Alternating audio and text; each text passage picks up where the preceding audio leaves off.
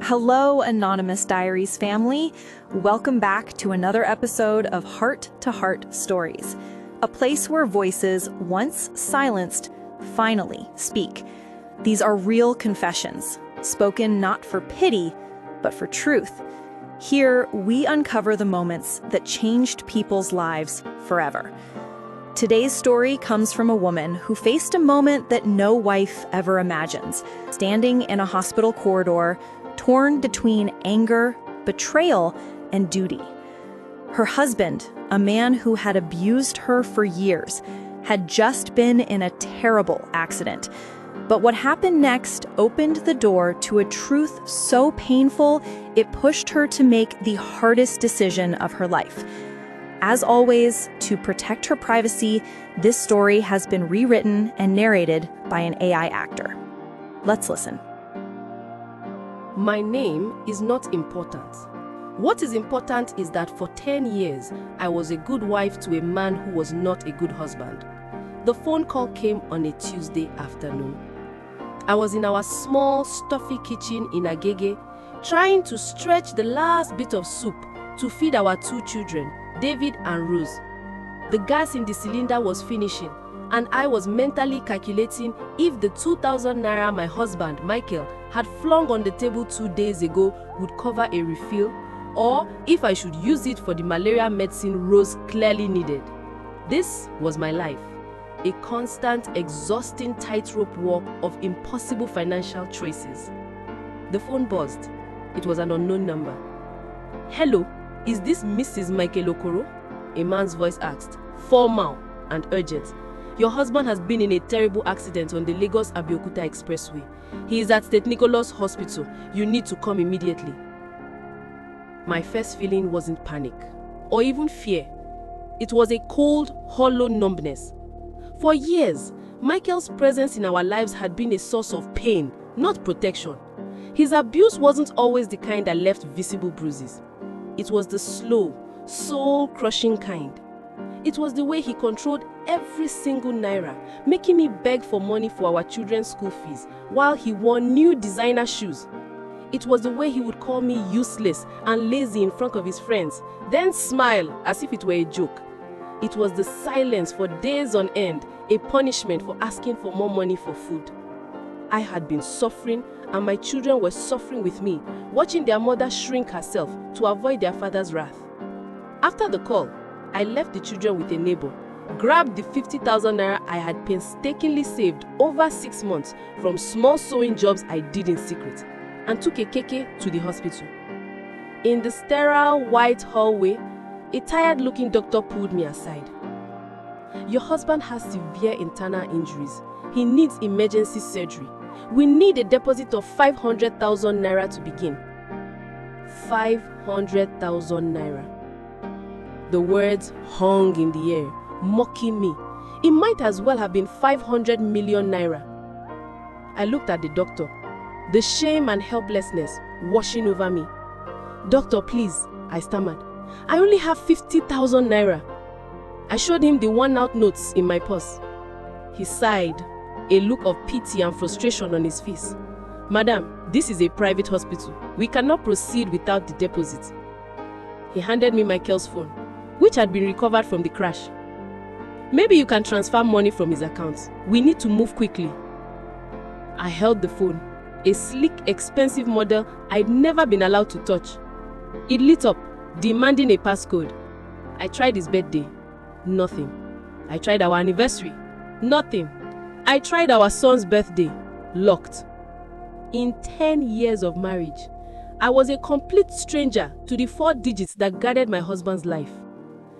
I was about to hand it back to the doctor in defeat when a woman walked into the hallway. She was beautiful, dressed in an expensive silk blouse and trousers that probably cost more than our children's school fees for a year. She radiated an aura of wealth and confidence. She walked straight to the doctor, her voice clear and authoritative. "I am here for Michael Okoro. What is the situation?" The doctor explained. She didn't flinch. "Don't worry, I will handle it," she said. She turned to me, her eyes barely registering my existence, and held out her hand. The phone. Numbly, I gave it to her. She took it, her fingers flying across the screen. His passcode is his mother's birthday, she said, almost to herself. A date I had never even known. The phone unlocked instantly.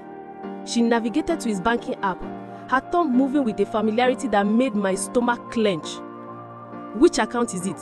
She asked the air, then scoffed. Oh, of course, the business account. She approved the transfer without a second thought. It is done, she announced to the doctor. 500,000 naira. Please, take care of him. She turned to leave, then paused and looked at me. Truly looked at me for the first time. A flicker of something, maybe pity, maybe contempt, crossed her face. You must be the wife, she said. It wasn't a question. Before I could respond, she was gone, leaving behind the faint scent of a very expensive perfume and the echo of a passcode that had just shattered my world. My husband's mother's birthday. Not mine, not his children. His mistress knew him better than I did. I stood there, trembling, the unlocked phone still in my hand. After the doctor left to prep for surgery, I sank onto a cold plastic chair. Curiosity, a dark and bitter thing, took over me. I opened his banking app. The transfer had gone through, but it was the remaining balance that made the world stop. 8,432,115 naira. I stared at the number, my mind reeling. I thought of last week when I begged him for 5,000 naira for David's broken glasses, and he screamed at me that I was a wasteful, useless woman. I thought of Rose, my bright, beautiful daughter, whose cough had been getting worse because I couldn't afford the good antibiotics. I thought of all the nights I went to bed hungry so they could eat, all the humiliations, all the begging, all the suffering. And he had 8 million naira, hidden away, money for his cars, for his clothes, for his beautiful, expensive mistress, but not for his family. In that moment, something inside me didn't just break, it hardened. The years of sadness and fear evaporated, replaced by a cold, clear rage. This wasn't just his money. It was my children's stolen future. It was every meal they missed. It was every opportunity they were denied. My fingers, no longer trembling, moved with a purpose I hadn't felt in a decade. I opened the transfer menu. I typed in my own account number. For the amount, I paused. What was my price for 10 years of misery? I settled for 5 million. I left him over 3 million, more than enough to cover his hospital bills and then some. I wasn't leaving him with nothing. I was just taking back what he had stolen from us. I hit the confirm. The transaction was successful. I wiped the phone, walked to the nurse's station, and handed it back. I have to go and get my children, I said, my voice steady. I walked out of that hospital without looking back. I went home, packed 2 bags, took my children, and disappeared from Michael's life. Now, his family is calling me. His sisters who watched him disrespect me for years and said nothing are sending me messages. They call me a wicked woman, a thief, a heartless wife who abandoned her husband when he needed her most. They say I will suffer for this. But as I watch my children sleep peacefully in a new safe apartment, their bellies full for the first time in a long time, I have to ask myself, and I have to ask you, after years of abuse and neglect, after discovering a betrayal that deep, was taking time dummy and living really the wicked thing to do? Or was it the first same thing I had done in 10 years? Was I really wrong? Wow. The weight of that final question is immense. Thank you to our narrator for sharing such a raw and powerful story of survival. It is a stark reminder that what people see on the outside can be a world away from the silent suffering happening within a home. This is a story about betrayal, but also about awakening. For years, she endured what no one should have to endure, and when life pushed her into a corner, she made a decision that many might judge, but only those who have lived in her shoes can truly understand. Her story pushes us into a moral gray area, And that's where I turn it over to you, the Anonymous Diaries community.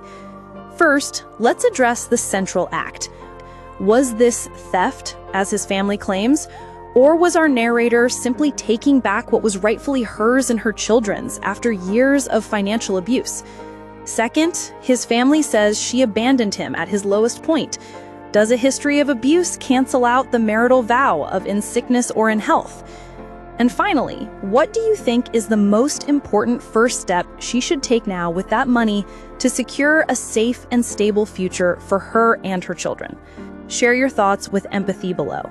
And also, subscribe if you haven't yet for more real stories like this, because here we believe in truth, not perfection. Here we honor the wounds that shape us, the courage that saves us. Until next time, remember that sometimes the most courageous act is choosing to save yourself.